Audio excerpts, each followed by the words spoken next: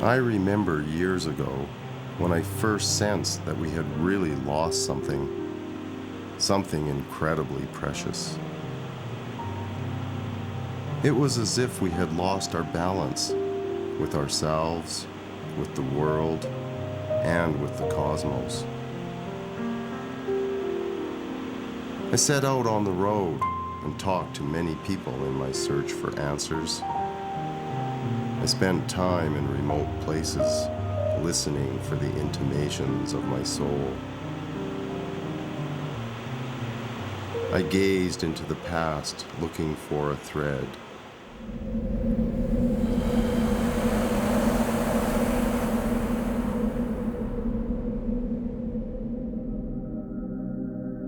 Dreaming of conversations with yesterday's ghosts.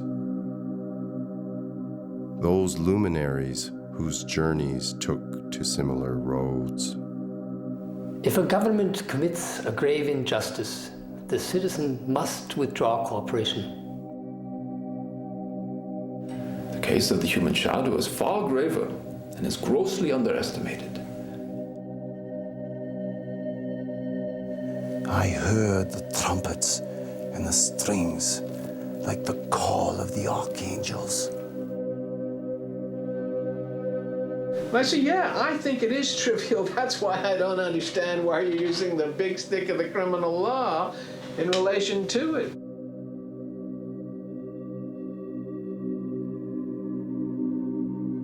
The marijuana mythology is amazingly false.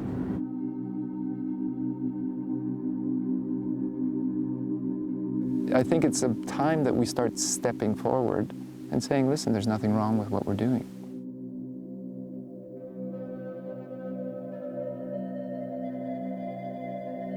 The freedom, the basic freedom to be able to alter your consciousness, which is what could be more fundamental than that as a freedom? I mean, that's a pretty fundamental freedom.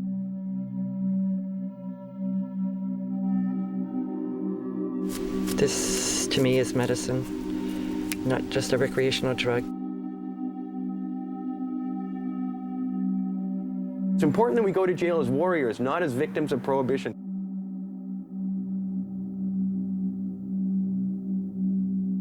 But certainly the criminal law to say a 50-year-old man can't twist up a joint, make that decision, that's just absurd.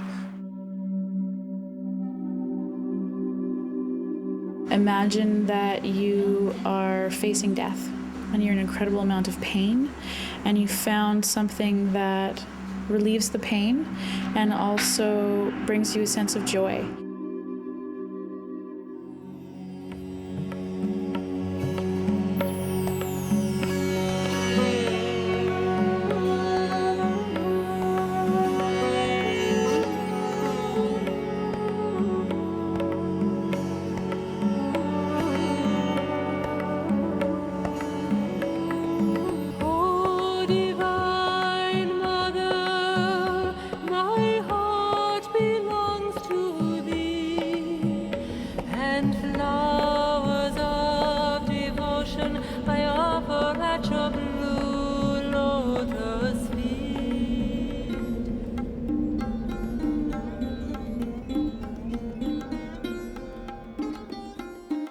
The Himalayas, home to Shiva, one of the primordial gods of heaven and earth.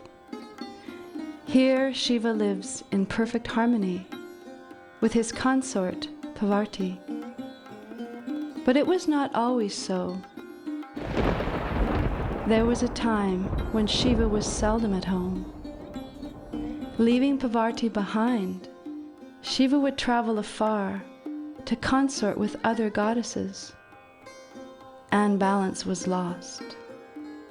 Parvati, distressed, wandered alone in the meadows they once shared. She came across a pungent flower and recognized its healing power.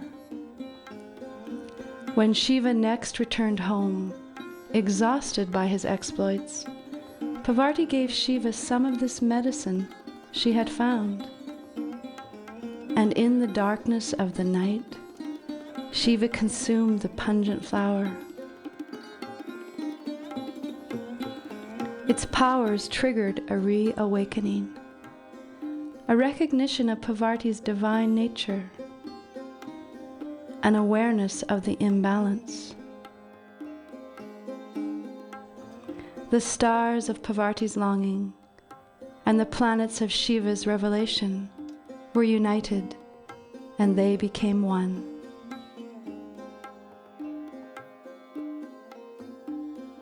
Harmony was restored. To celebrate, Shiva shared Parvati's botanical discovery as a gift to humanity. And that gift was cannabis.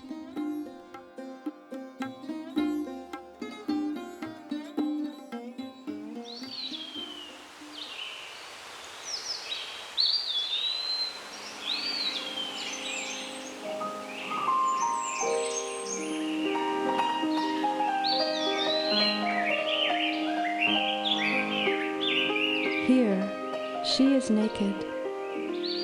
In her descent to civilization, she becomes clothed in conflicting cultural myths. When I feel inspired, I play my piano.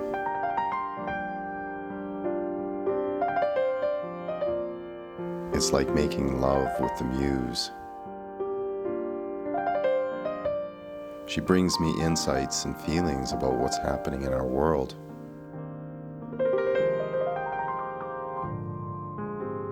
She was my faithful companion in this journey, which begins in the past.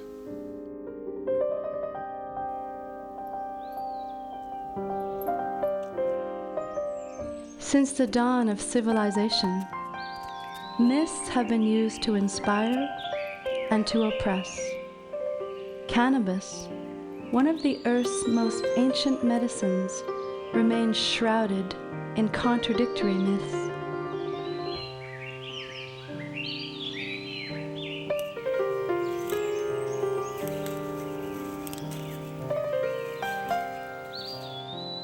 When I smoke pot, basically I relax, kick back, get creative. And lately, sometimes I've been having some pretty weird dreams. Freud had having a pretty good time with the material, I'm sure. Like, for example, I'm dreaming like I'm this bearded guy playing the piano somewhere way out in the bush. And, suddenly I'm up in some pot patch, like some crazy mountain dude. And straight from there, I'm Beethoven, counting coffee beans at a table, and there's some gypsy guys trying to give me some kind of message. It's like a series of dreams. For some reason I'm dreaming of these historical characters. For example, Jung, the famous psychoanalytic guy. I'm walking with him down some path and talking about the collective unconscious. Then I'm with, Gandhi, somewhere in India, like probably, the river, the Ganges River or whatever. I mean, that's all a little weird, I think. I just don't know why I'd be, dreaming of all these historical figures at this time. Yeah, well, one thing I know for sure is I really got to watch mixing TV and pot, especially when I'm tired. I really got to watch that. You mean watch that on TV? No. I got to watch mixing TV and pot during these crazy times. Wow, that's pretty trippy. You better not watch pot TV. Oh, yeah. Well,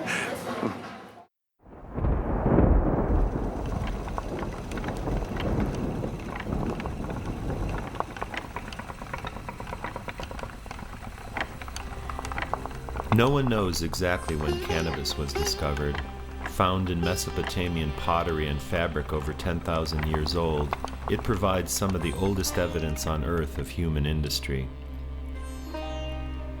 It is documented over 5,000 years ago in China, in the earliest known medical treatise, as a common treatment for many diseases and one of the 6 most widely planted crops. Prehistoric farmers cultivated the plant for its fibers, excellent for cloth and ropes, and for its seeds, a nutritious food. Around 4,000 years ago, traders from China carried the plant to Central Asia and into the early Aryan cultures of India. There, in the 4th book of the Vedas, it is one of the 5 most sacred plants, useful for healing diseases and for ridding people of demons. We prefer to call it cannabis. Well, marijuana really was a word that was created by the government of the United States back in the 30s as an agenda to demonize the cannabis plant. Do you realize that marijuana is not like other forms of dope? The weed now, as well as then, is rightly accused of exciting the basest and most criminal tendencies in the minds of its addicts. More people get busted for marijuana possession than any other offense, both in Canada and the U.S. every single year. The drug war lives off the marijuana stuff. When Don Crow was convicted of selling marijuana to an undercover agent, there seemed reason for hope. It was his first offense, after all, and the amount had been small, less than 1 ounce. But the jury saw its duty. Sentence, 50 years in prison. For Crow, 25 years old, newly returned from Vietnam, it was a bitter pill.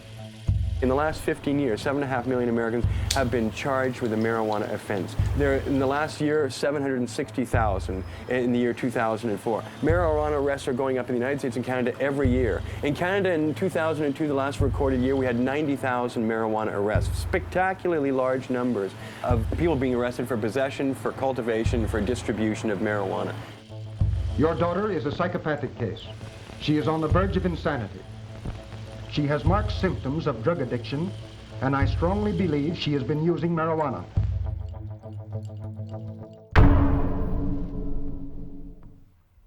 The marijuana mythology is amazingly false. I mean, it contains all the same statements that have been made about all the other devil drugs. The idea of a few puffs causing permanent addiction, the idea of brain damage, the idea of major physiological damage, the idea of characterological transformation so that people become weak and immoral as a consequence of using that. None of that can be documented. It's just simply false. The marijuana myth goes back at least in the 1920s, both in the U.S. and Canada, and then of course it gains credibility, so that by the 30s, it's a huge myth, and by the 30s we have Reefer Madness and Harry Anslinger and all that in the U.S. Your name, please? Harry J. Anslinger. And your position and occupation? Federal Commissioner of Narcotics. There's virtually no arrests until the 1960s. 1960s, of course, cannabis becomes a major recreational drug in Canada, and the mythology explodes, but it's the same mythology. It's important that we go to jail as warriors, not as victims of prohibition. We've had hundreds of thousands of people in our time go to jail as victims of prohibition, but we need people standing up willing to go to jail on principle, that the law is wrong, that the state is wrong, that the state is a vicious, persecuting state, and that they have no moral legitimacy, and that we have to overgrow this government and throw at every scoundrel that's responsible for this drug war, and we have to do it as soon as possible by any honest means necessary.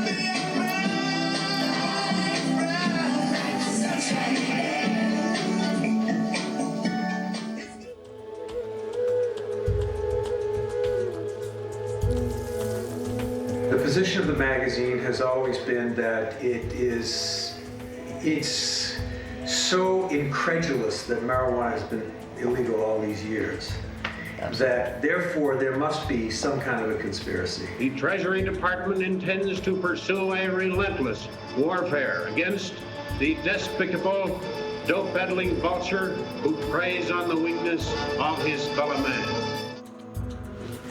Well, I think it's an important issue. Lots of other people don't. They say, marijuana, I mean, who cares? Why is that important? I mean, it's just a trivial thing. And I say, yeah, I think it is trivial. That's why I don't understand why you're using the big stick of the criminal law in relation to it.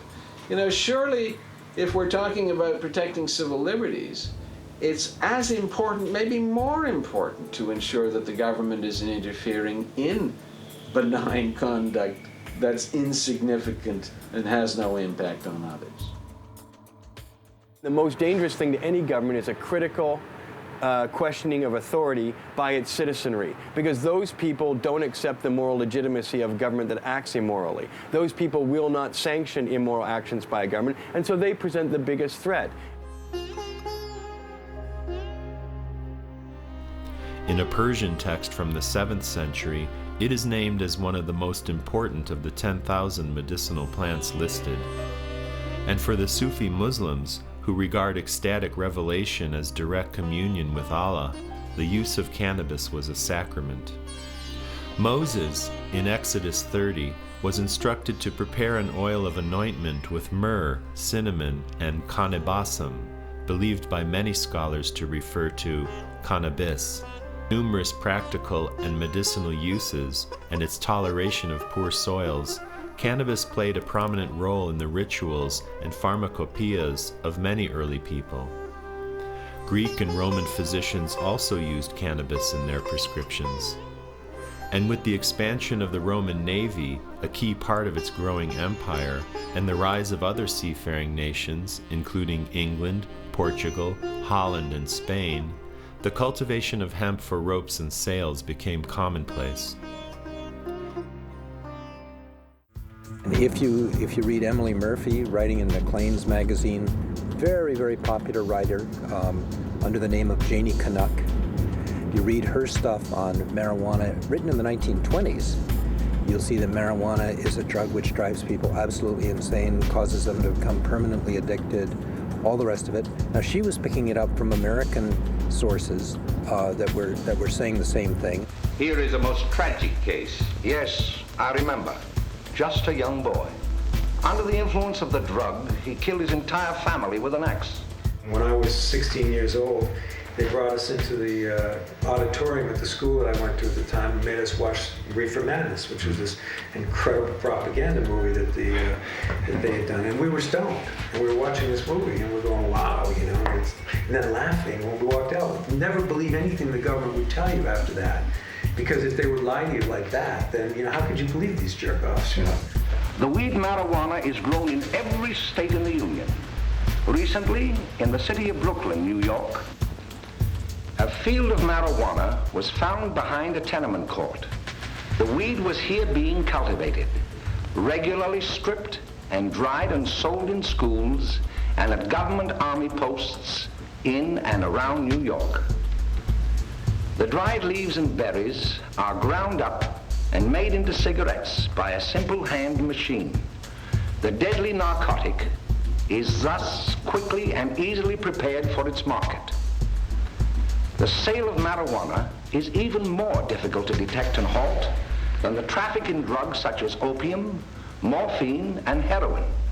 And more vicious, more deadly even than these soul-destroying drugs is the menace of marijuana.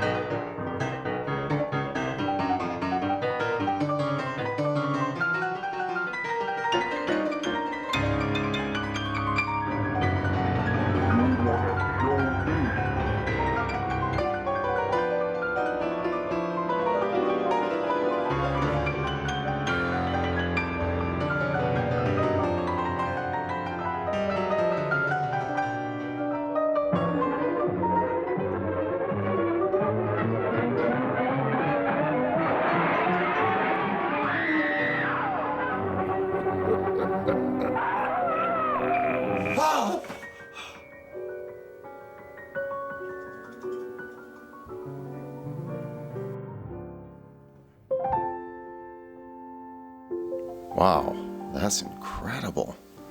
Why would anyone create such a seriously distorted myth? Now, this is very important to understand.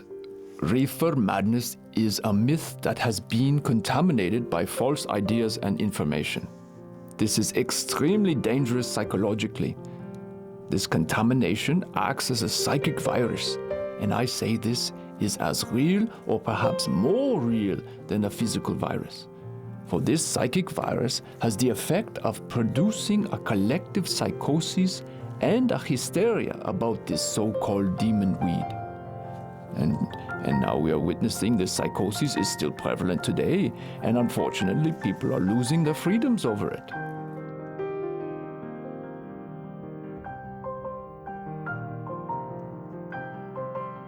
When they're freaked out about drugs and they're freaked out their children and their children's children, and you have then a culture that has grown up, oh, drugs, well, alcohol, that's different, tobacco, that's different, but drugs, real drugs, that's a problem. Years and years ago when I started working in this industry, like probably more than 30 years ago, it was such a stigma. Reefer madness was abounding still in the majority of the straight society out there. To be implicated with this might have been a really detrimental thing to you and your family at that time. However, now things have changed towards this plant.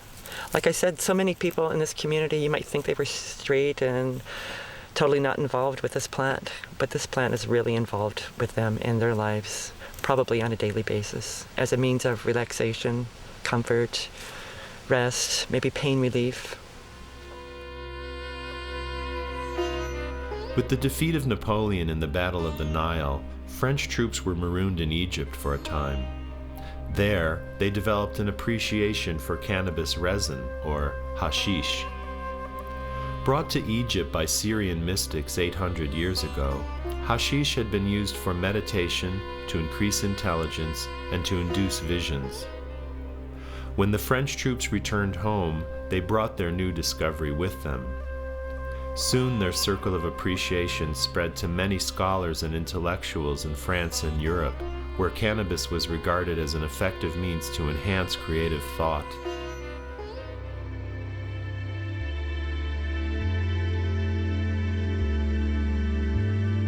We went to the annual Cannabis Cup in Amsterdam,